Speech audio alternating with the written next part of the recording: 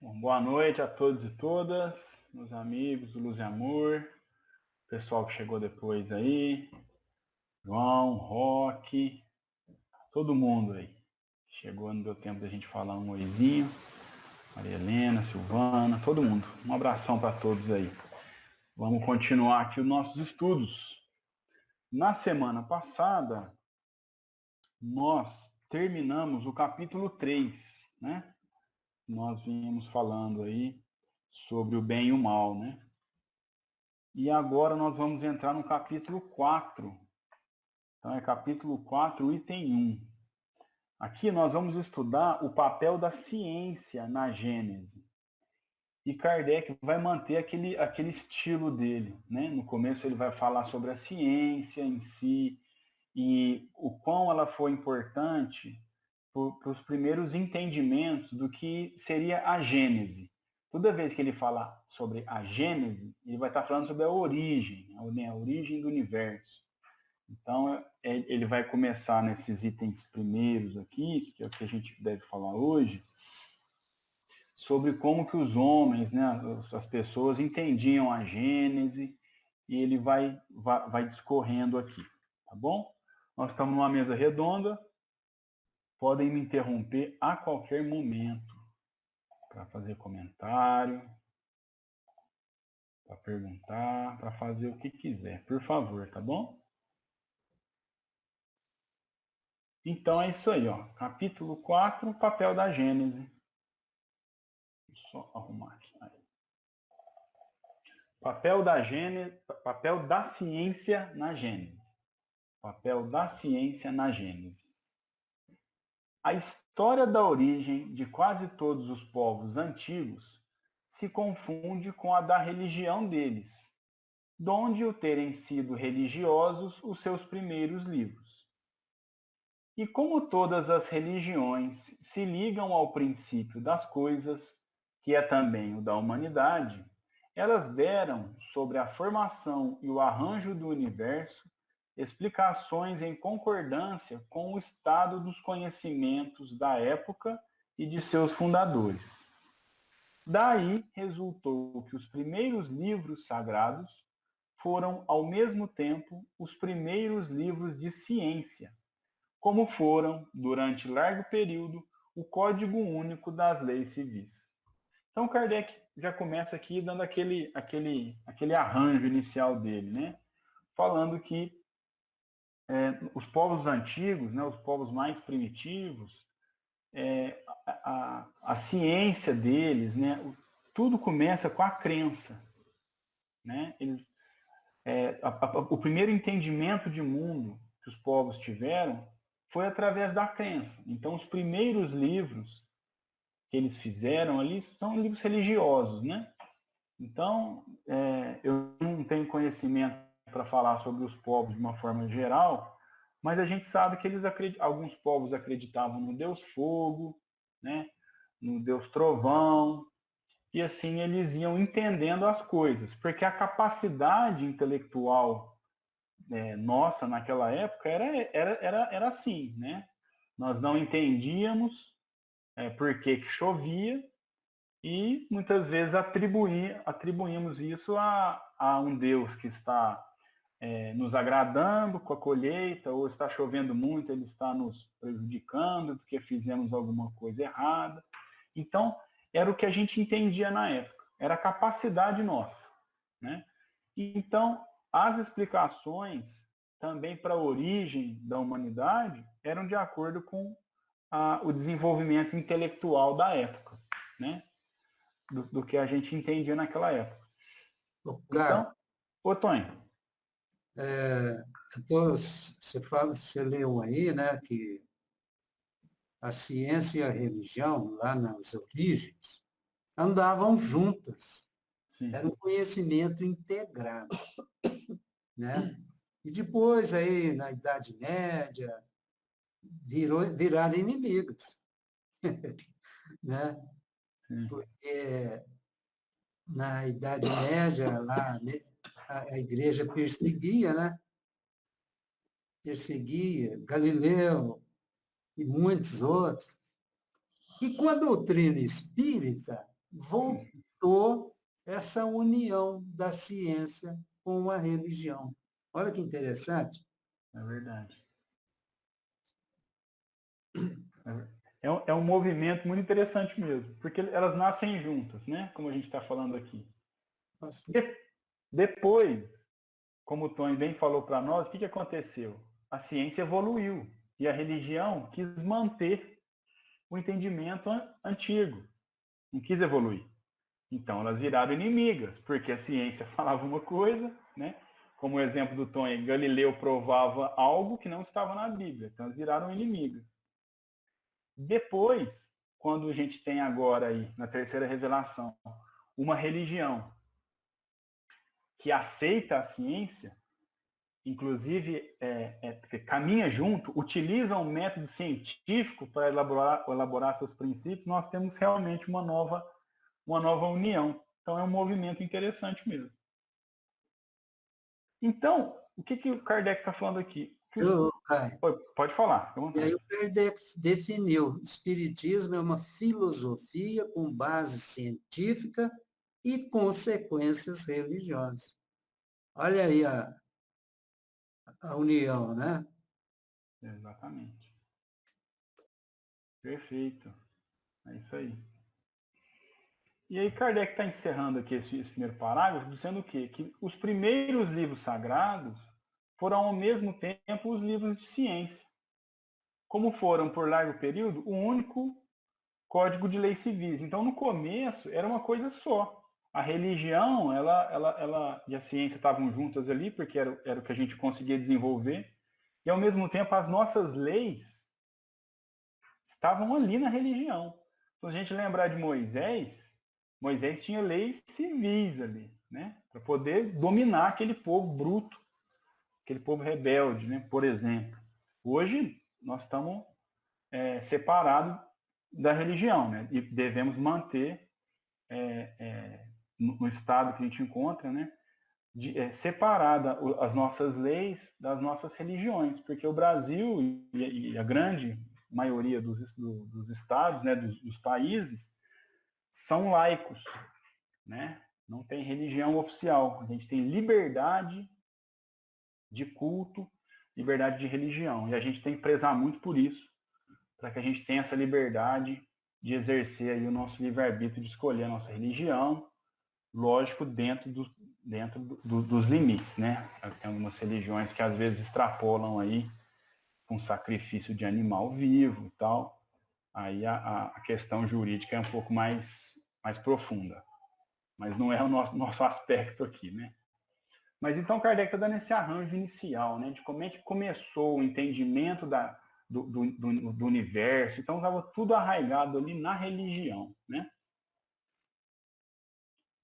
E aí ele continua assim, ó. Nas eras primitivas, sendo necessariamente muito imperfeitos os meios de observação, muitos eivadas de erros grosseiros haviam de ser as primeiras teorias sobre os sistemas do mundo.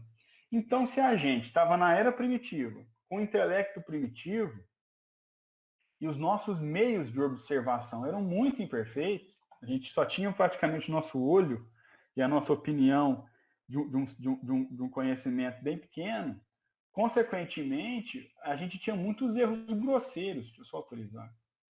Entrou já? Já foi. Tinha muito erro grosseiro nas teorias, né? Se a gente tinha um conhecimento pequeno, as nossas teorias também eram bastante limitadas, né? E aí ele continua, ó. Mas, ainda quando esses meios fossem tão completos quanto o são hoje, os homens não teriam sabido utilizá-los, que é uma consequência que a gente sempre tem que ter em mente. Nós não tínhamos capacidade para receber a quantidade de informações que nós temos hoje. Por isso que naquela época era desse jeito, né? Nós tínhamos o conhecimento da época. Se a gente recebesse a codificação prontinha naquela época, a gente não tinha meios de utilizá-la. A gente não conseguia ainda, né? Aliás, tais meios não podiam ser senão fruto do desenvolvimento e do consequente conhecimento das leis da natureza. À medida que o homem se foi adiantando no conhecimento dessas leis, também foi penetrando os mistérios da criação e retificando as ideias que formaram acerca da origem das coisas. Então, o que a gente tinha era o nosso desenvolvimento. E o conhecimento das leis da natureza.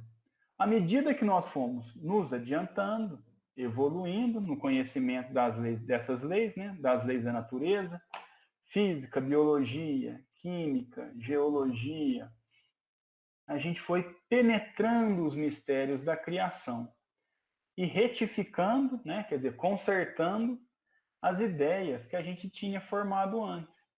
Então, vejam que antes nós achávamos que a Terra era o centro do universo e que tudo girava em torno da Terra.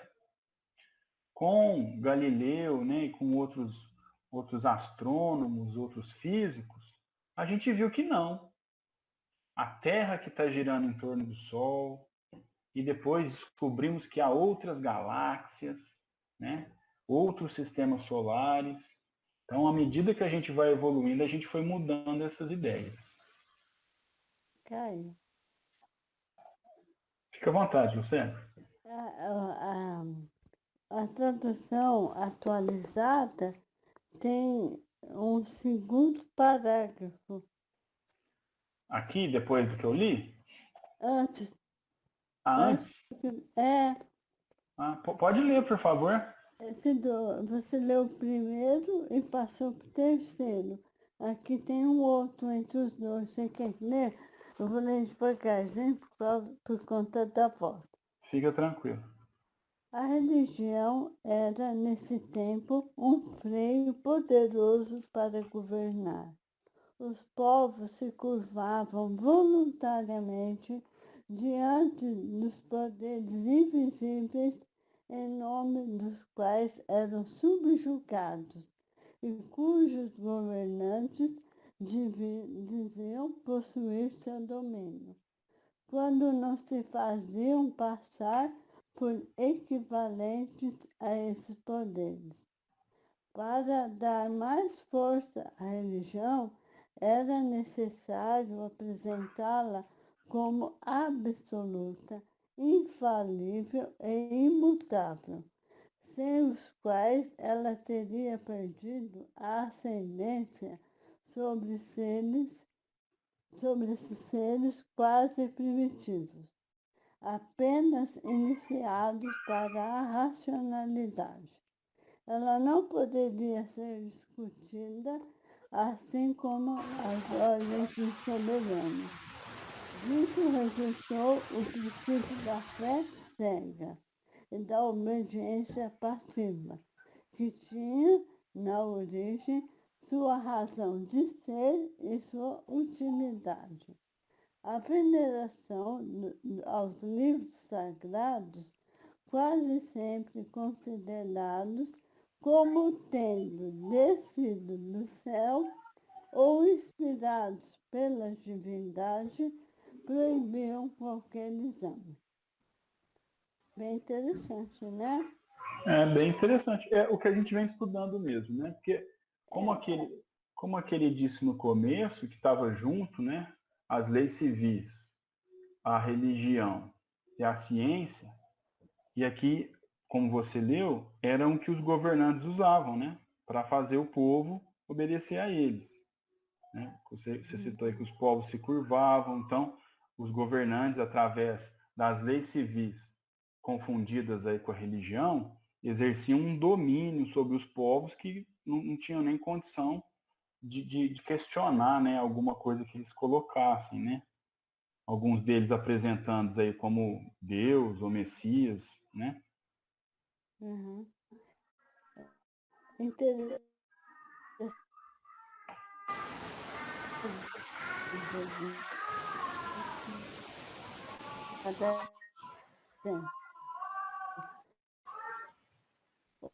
Os faraós,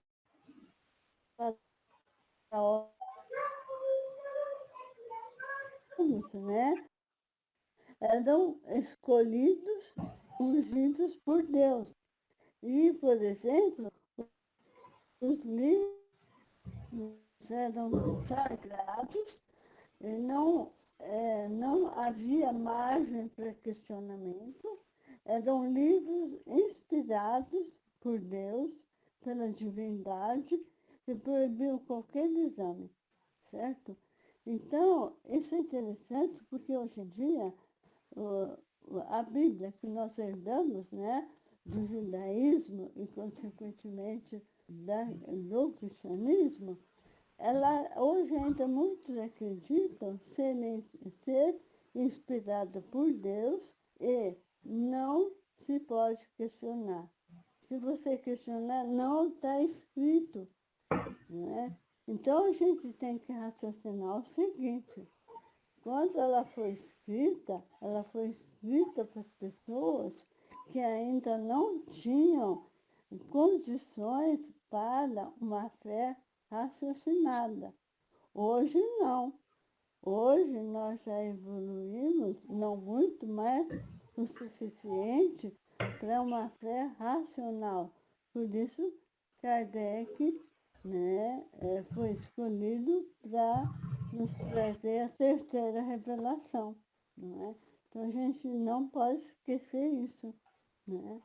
Muita gente ainda vive, né, um tanto quanto primitivamente, né? É. E Kardec faz o contrário, né? Kardec gosta do questionamento. Kardec é um grande questionador. Ele questionava para diversos espíritos as mesmas perguntas para que não fugisse da verdade. E Kardec nos convida, como a gente percebe nos textos dele, a questionar mesmo, questionar com respeito. É isso mesmo? Vamos estudar, vamos entender, né? Por isso mesmo que a gente consegue caminhar junto com a ciência. Uhum. Ok? Pensa bem como Kardec era um homem corajoso e de fé. Porque hoje em dia, muitas religiões que acreditam no criacionismo, ou seja, Adão e Eva. Né? Quando Kardec colocou, né, a evolução, né, inteligente, né, porque Deus está atrás, né, a maioria das pessoas hoje não acreditam na evolução. Imagine naquela época, hein? É. Que Por isso que, coragem, hein? por isso que foi perseguido aí, teve uns livros queimados, né? Verdade. Por isso mesmo. Ó, e aí Kardec continua assim para nós. Impotente se mostrou ele para resolver o problema da criação, até o momento em que a ciência lhe forneceu para isso a chave. Teve de esperar que a astronomia lhe abrisse as portas do espaço infinito e lhe permitisse mergulhar aí o olhar. Que pelo poder do cálculo, possível se lhe tornasse determinar com rigorosa exatidão o movimento, a posição, o volume, a natureza e o papel dos corpos celestes. Que a física lhe revelasse as leis da gravitação, do calor, da luz e da eletricidade. Que a química lhe mostrasse as transformações da matéria e a mineralogia, os materiais que formam a superfície do globo. Que a geologia lhe ensinasse a ler, nas camadas terrestres, a formação gradual desse mesmo globo. A botânica, a zoologia, a paleontologia, a antropologia coube iniciá-lo na filiação e sucessão dos seres organizados. Com a arqueologia, pôde ele acompanhar os traços que a humanidade deixou através das idades. Numa palavra, completando-se umas às outras, todas as ciências houveram de contribuir com o que era indispensável para o conhecimento da história do mundo. Em falta dessas contribuições, teve o homem como guia as suas primeiras hipóteses. Então, é muito bonito. Kardec está dizendo o seguinte: quando a gente não tinha tudo isso que eu li aqui, botânica, paleontologia, antropologia e tudo, o homem trabalhava com o quê? Com algumas hipóteses. Ele criava na cabeça dele o que ele achava que era. Com o tempo, com o desenvolvimento das ciências, por exemplo, a geologia, que foi estudar a formação dos minerais, os tipos de pedra, a época que aquelas pedras se desenvolveram, aí a gente começou a entender o quão antigo era o nosso mundo, né, o nosso globo, e o quanto ele mudou. Porque até então, a gente achou que Deus criou tudo do jeitinho que está. Criou a árvore desse tamanho, os animais desse porte, daquele porte, né? Sendo que quando a gente vai estudar biologia, há muitos e muitos e muitos anos atrás, né? O globo tinha temperaturas diferentes, os continentes tinham outra localização, nós tínhamos muito mais animais de grande porte, mesmo depois dos dinossauros, nós tivemos aí grandes mamutes, né, e animais que não existem mais. Então, à medida que a gente foi descobrindo isso, a gente conseguiu entender melhor a gênese, entender melhor como que iniciou o mundo e como ele evoluiu. Então, a gente começa a abandonar aquelas primeiras hipóteses que nós tínhamos criado. Por isso, antes que ele entrasse na posse daqueles elementos de apreciação, todos os comentadores da Gênese, cuja razão esbarrava em impossibilidades materiais, giravam dentro de um círculo, sem conseguir dela sair. Então, antes desses conhecimentos de biologia, botânica e tudo mais que foi comentado aí, quem se propunha a comentar a Gênese, a comentar a formação do planeta, ficava muito restrito a pequenas coisas, porque não tinha muito material para poder estudar, né? Só o lograram, né? Só conseguiram quando a ciência abriu caminho, fendendo o velho edifício das crenças. Então, quando a ciência abriu caminho, a gente abriu uma fenda nas crenças, né? A gente rasgou aí o véu para poder enxergar o que realmente acontecia. Tudo, então, mudou de aspecto. Com a ciência, tudo muda de aspecto. Tudo mudou naquela época. Descortinou-se dos nossos olhos a ciência, a verdade, né? Uma vez achado o fio condutor, as dificuldades prontamente se aplanaram, né? As dificuldades se desembaraçaram. Em vez de uma gênese imaginária, surgiu uma gênese positiva e, de certo modo, experimental. O campo do universo se distendeu ao infinito. Então, o campo do universo se alongou ao infinito. Acompanhou-se a formação gradual da Terra e dos astros, segundo leis eternas e imutáveis, que demonstram muito melhor a grandeza e a sabedoria de Deus do que uma criação miraculosa, tirada repentinamente do nada, qual mutação à vista, por efeito de súbita ideia da divindade após uma eternidade de inação. Esse parágrafo é muito bonito, apesar de ele ser um pouco complexo, ele é muito bonito. Porque o que Kardec está falando aqui para nós? Ele está falando que através das ciências a gente conseguiu acompanhar a formação gradual da Terra. Então, a Terra foi se amadurecendo aos poucos. Ela teve fases de temperaturas altas, de resfriamento de determinados seres, depois de outros. A vegetação mudou, os animais mudaram, ela foi se formando. Segundo leis eternas e imutáveis. Leis que não mudam, leis que são eternas. E essas leis nos demonstram o quê? Demonstram um Deus de muito melhor grandeza e sabedoria do que aquele Deus da criação imaginária. Porque pensa, como Kardec está dizendo aqui, o Deus que a ciência está mostrando é um Deus muito mais sábio, porque através de leis imutáveis, Ele consegue fazer coisas maravilhosas. A lei não muda. A lei é uma só. A natureza vai se transformando. E a gente consegue entender que a criação ela se dá de forma gradual. A criação miraculosa, a criação imaginária, a gente pode dar como exemplo a de Moisés, né? Que Deus em 7 dias criou o planeta.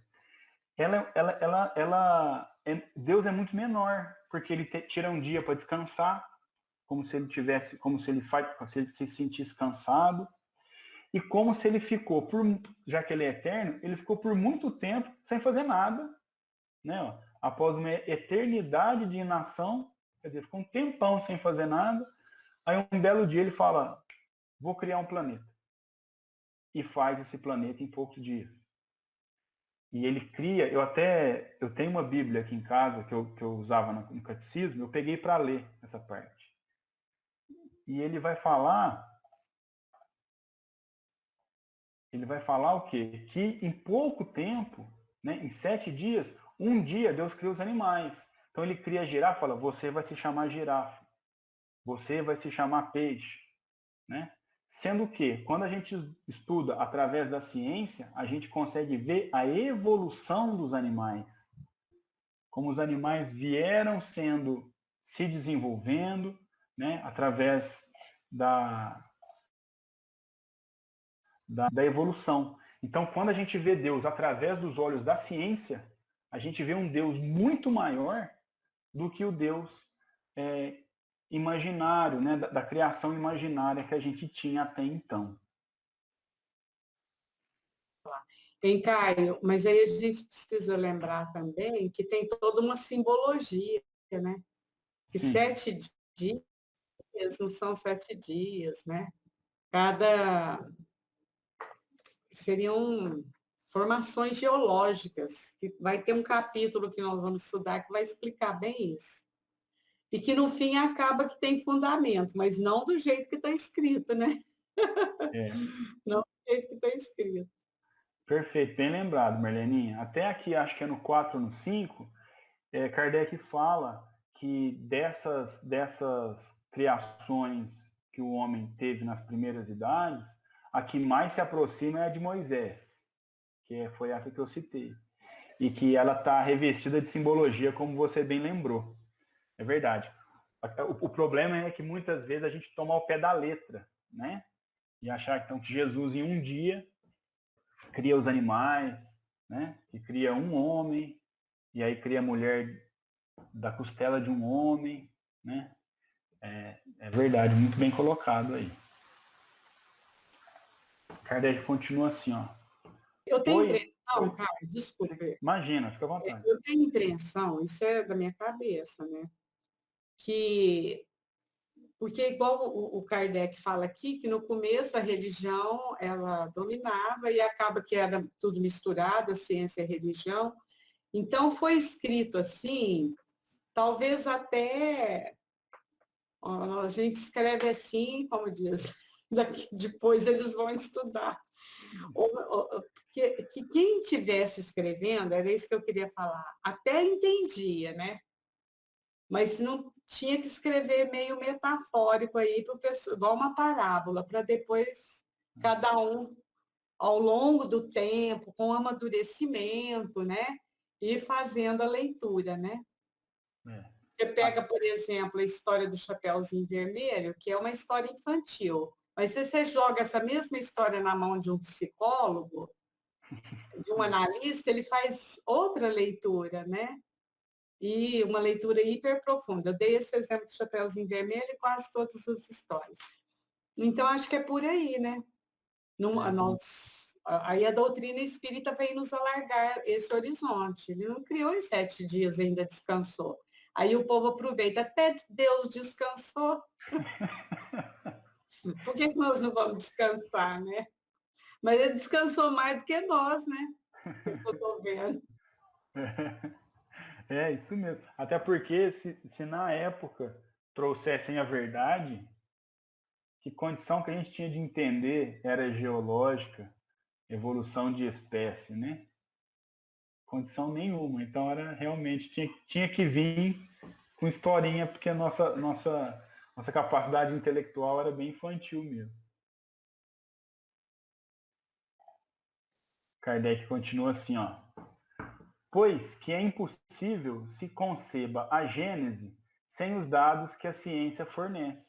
Pode dizer-se com a inteira verdade que a ciência é chamada a constituir a verdadeira Gênese, segundo a lei da natureza. Então Kardec vai arrematar aqui falando que sem os dados científicos, como ele mesmo tinha apresentado até então, é impossível a gente entender a Gênese.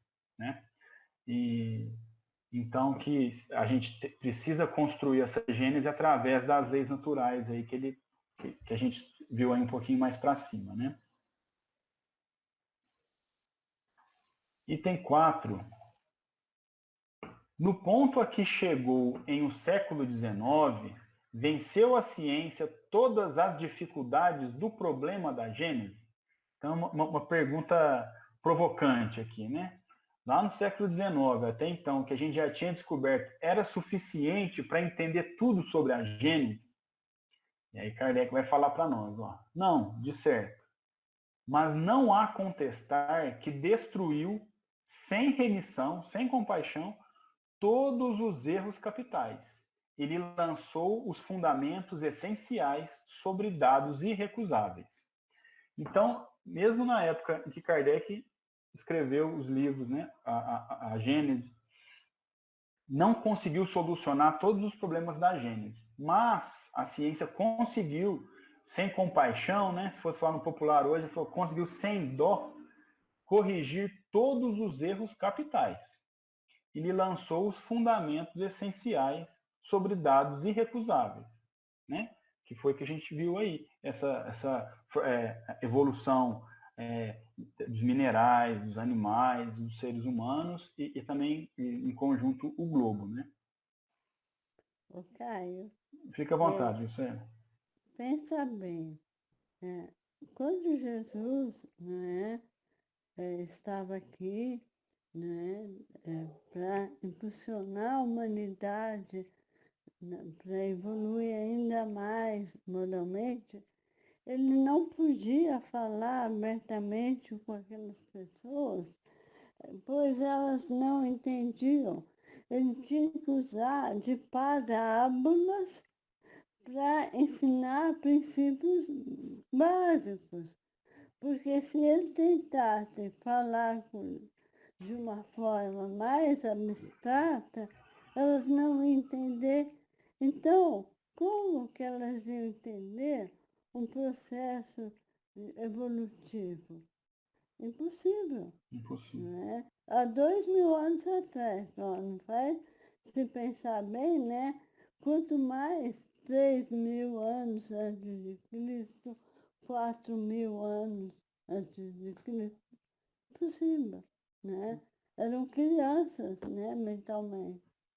E como a Marlene diz, nós somos ainda adolescentes, Então, para entender um pouquinho melhor. E com certeza ainda tem muitas coisas que a gente não tem capacidade de entender, que virão com a evolução da ciência. Segundo grau, universidade, vai muita evolução ainda. Até chegar no pós-doutorado tem muito chão aí pra gente ainda, Não, é só em outros mundos.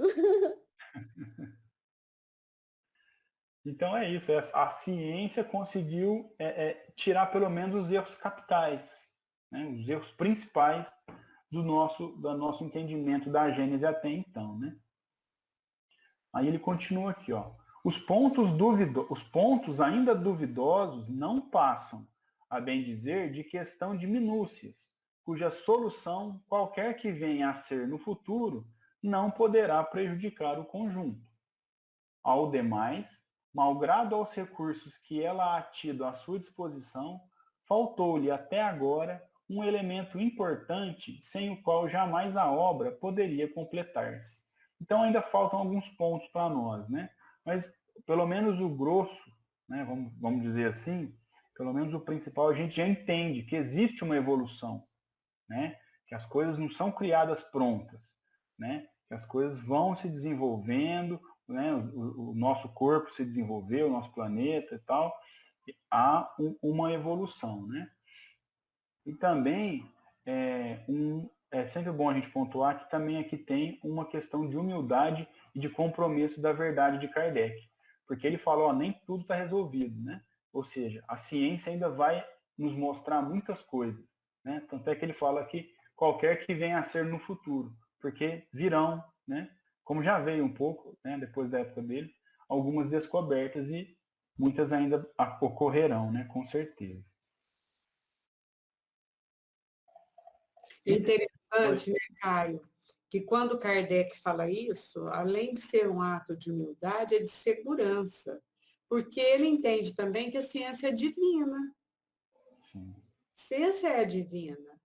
Por quê? O que os cientistas fazem? Eles tentam descobrir, eles vão atrás da verdade da criação, do universo.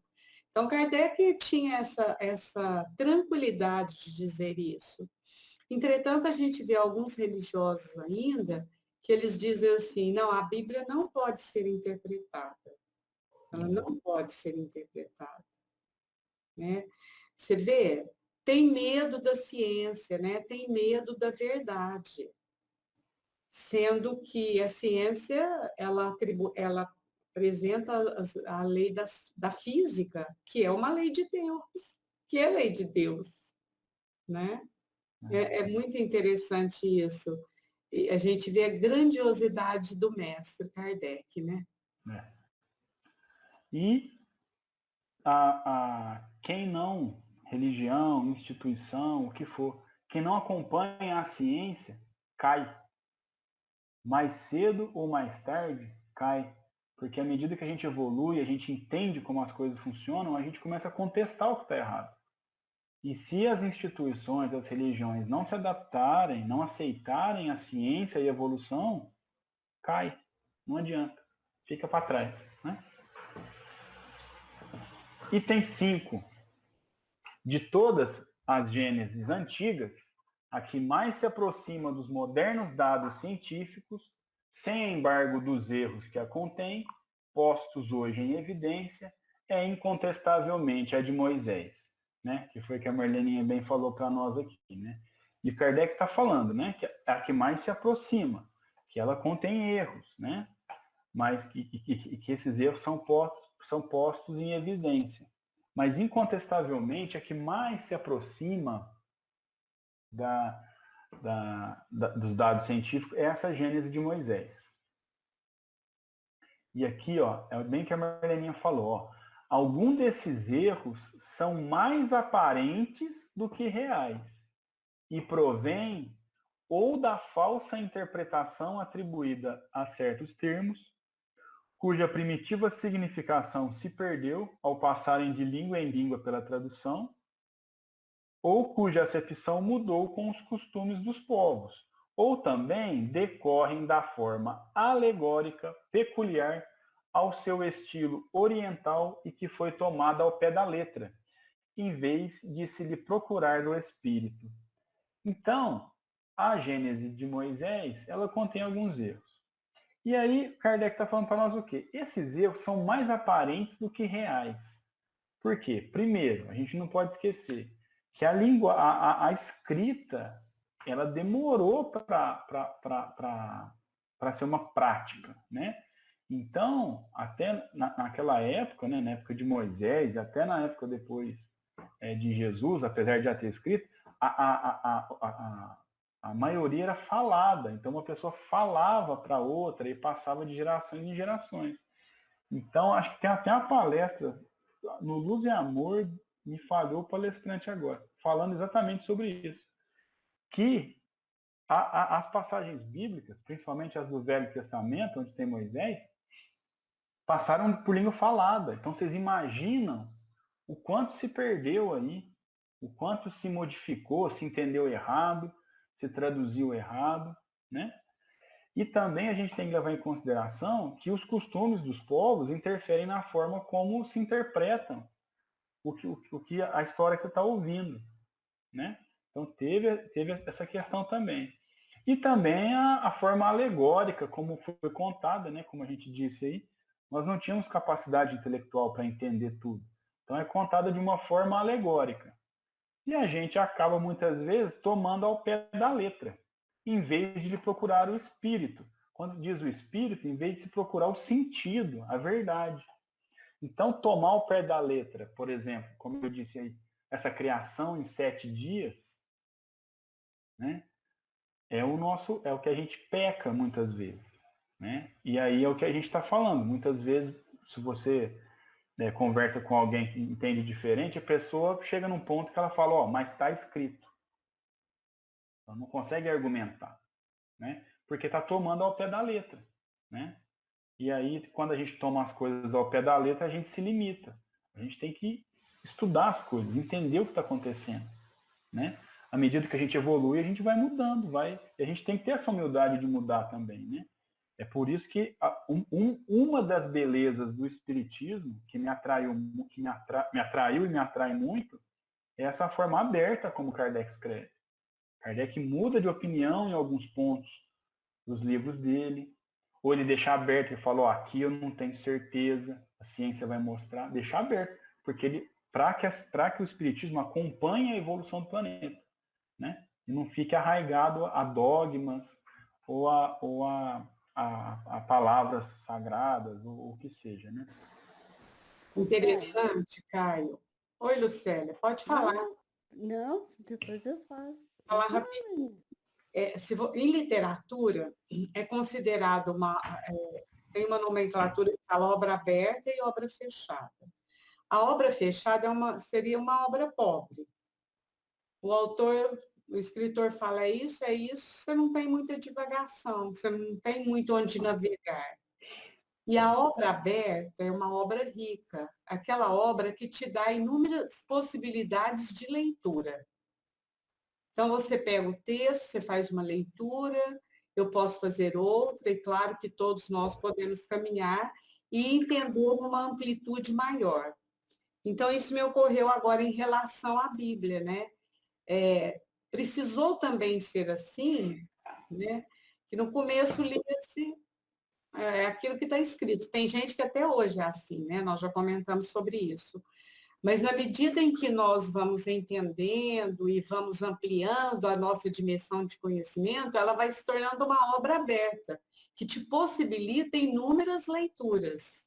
E essas inúmeras leituras, é claro que não são divagações, desde que você esteja calcado naquela palavra, que você busque uma simbologia, que você troque ideias com outras pessoas, você vai ampliando o horizonte.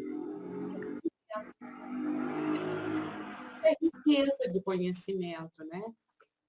É isso. Pode falar, Lucélia. Como você estava falando, a Bíblia ela era passada oralmente, de geração a geração. O Pentateuco, que são os primeiros 5 livros da Bíblia, o que foi escrito por último foi a Gênesis. E o Pentateuco eles atribuem a Moisés, mas não foi Moisés que escreveu. O Pentateuco foi escrito no exílio da Babilônia, ou seja, quando a nação de Israel foi dominada pelos babilônios e levados ao cativeiro. Aí começaram a escrever esses 5 livros. Então, ela tinha essa parte oral que com certeza foi se perdendo, não é? O simbolismo foi se perdendo, apesar que o Talmud, que era a interpretação da Bíblia, do Pentateuco, ela não era escrita, foi escrita depois da morte de Jesus, ela explicava o que não era entendido. Como nós não lemos o Talmud, né, a gente não tem muito acesso a explicações né, que eles poderiam dar, né, que não sejam literais, né, foram perdidas. E o cristianismo, infelizmente, começou a dar explicações, às vezes, nada a ver. Quanto aos 7 dias, isso eu posso falar com certeza. Eles falam que cada dia era constituído de 7.000 anos, né? Segundo, né? Então não era um dia, era um dia de 7.000 anos, cada um. Então, quer dizer, não foi também vapt-vupt, né? Como a Marlene falou, tem, Deus levou, né, muito mais tempo. E ali menciona que Jesus era quem estava, né, manipulando, né, para que isso tudo acontecesse, né? Então, infelizmente, a gente acabou que perdendo, né, muita coisa. É. Bem isso que vocês falaram mesmo, né? E a gente também não pode esquecer, né? E temos que tomar muito cuidado com isso, por isso que a gente tem que estudar as coisas, que a Bíblia são livros traduzidos. E, por muito tempo, só tinham acesso quem estava num grau mais elevado lá do clero, né? Então, a gente tem que tomar cuidado e tem que deixar isso para os historiadores e tal, essas traduções, né? E o acesso a esses livros, né? E Kardec nos traz, através do Evangelho, as passagens com leituras e interpretações dos Espíritos, né? Que trazem informação clara para nós, né? Você está certo, Caio, porque, olha, a Bíblia foi escrita em aramaico e hebraico. Depois ela foi traduzida para o grego, depois para o latim, depois para o latim vulgar, que é a Vulgata Latina, e imagine quando ela foi traduzida para o alemão, foi alternando muito. Na verdade, as traduções depois da guerra, quando encontraram muitos manuscritos, é que eles conseguiram se aproximar um pouco melhor, mas mesmo assim, quando fala, encontrou um manuscrito, e não encontrou nada escrito, encontravam-se fragmentos, fragmentos. Então, nós não temos realmente acesso ao que foi escrito. Aí alguém vai perguntar, mas foi inspirada por Deus, então Deus preservou. Aí a gente cai, né, fora da ciência, né? Aí não tem todo bom senso, né?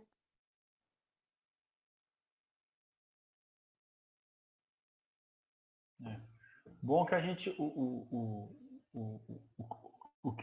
bom do Espiritismo é que ele busca realmente a discussão. Nós estamos aqui estudando, discutindo, né? Deixando isso aberto. Que é uma característica da ciência. Quando a gente é proibido de discutir, ou de perguntar, ou de questionar, é aí que a gente tem que tomar cuidado para não ser manipulado. E os escritos bíblicos, né, especialmente aqui na Gênesis, que é o que a gente tem estudado, está estudando aqui, muitas religiões utilizam para manipulação das pessoas, né? Do pode ou não pode, e como uma forma de controle, né? À medida que a sociedade for evoluindo, essas religiões elas vão caindo, porque as pessoas vão raciocinar melhor, vão entender melhor, vão questionar, né? Por que eu não posso questionar, né? A gente pode pegar, por exemplo, como exemplo, que a missa era rezada em latim antigamente. Então, imagina, a gente ia lá assistir uma missa só em latim. Aí, acredito eu que as pessoas questionaram, eu quero entender o que está acontecendo, o que ele está falando, o que ele não está falando. E aí que elas começaram a ser rezadas, né, na língua do país. Aí as pessoas tiveram mais acesso. Né? Depois a Bíblia também, era poucas pessoas que manipulavam a Bíblia. Agora as pessoas podem comprar a Bíblia, estudar. Isso é uma evolução. A gente tem que ter em mente exatamente isso, que é uma evolução. Não achar que está todo mundo errado. Faz parte da nossa evolução. A gente precisa passar por essas etapas para a gente poder crescer, né? Para a gente conseguir evoluir, né? E cada um tem o seu tempo, né? Tem pessoa que não gosta de estudar, ela quer ouvir a palavra pronta. Beleza. Se ela é feliz assim, se ela vai buscar fazer o bem assim, ok. Vai chegar um momento que talvez ela queira estudar, discutir, né? Questionar. Aí ela tem o tempo dela, né? Isso aí a gente também não pode perder de vista, né?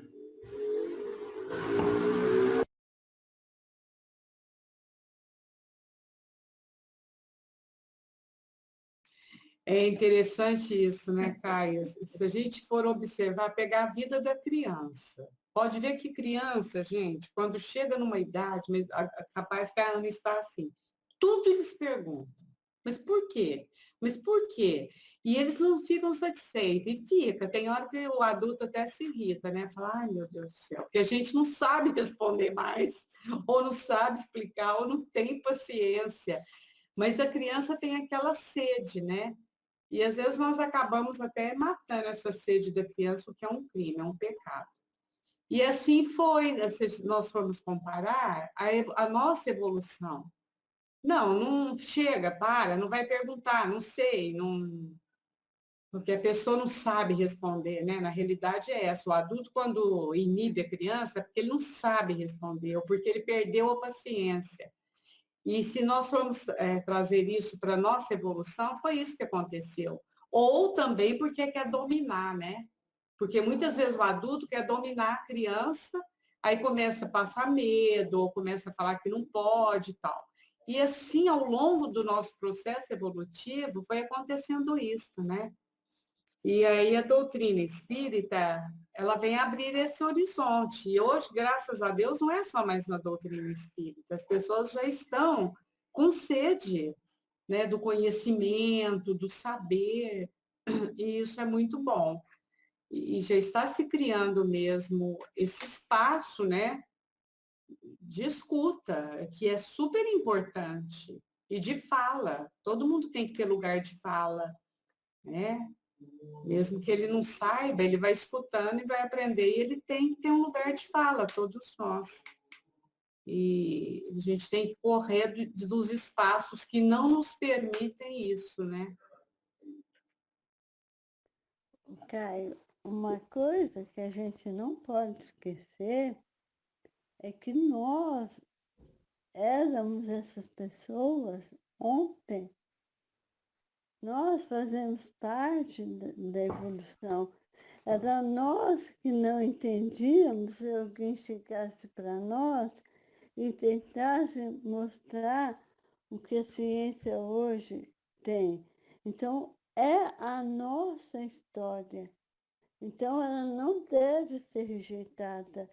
A gente tem que entender o processo. Ontem nós precisávamos da criação instantânea. Hoje não. Então, o que a gente sabia não deve ser rejeitado. Faz parte da nossa história. É o que nós éramos ontem, não é? Por exemplo, será que Jesus não sabia qual o processo que aconteceria com as palavras dele? Ele sabia. Podia ser diferente? Não, porque nós é que íamos entender daquela forma, íamos desvirtuar tudo até que chegasse o momento em que a gente ia entender mais claramente. Então, gente, é a nossa história. Não é a nossa história de hoje, é nossa história desde o começo da nossa evolução.